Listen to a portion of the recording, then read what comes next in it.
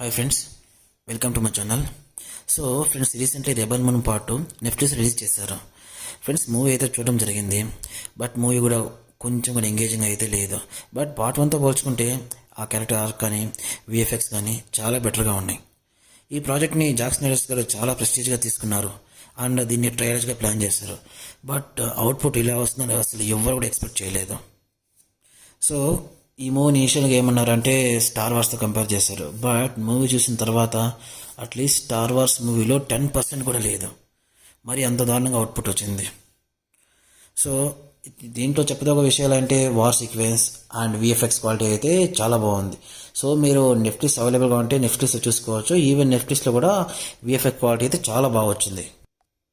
Friends, ఇక్కడ ఇంకొకటి ఏమంటే మూవీ చూస్తున్నంతసేపు అసలు ఈ మూవీని డైరెక్ట్ చేసిన జాక్ స్నైడర్ కానీ ఫస్ట్ డౌట్ వచ్చింది.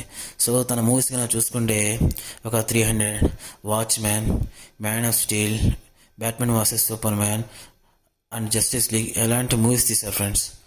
సో అసలు తన దగ్గర నుంచి బ్యాక్ టు బ్యాక్ 2 రాడు సినిమా అసలు ఎవరు కూడా ఎక్స్పెక్ట్ చేసిండ్రు. ఓకే ఫ్రెండ్స్, ఇది rebel moon part 2 movie review.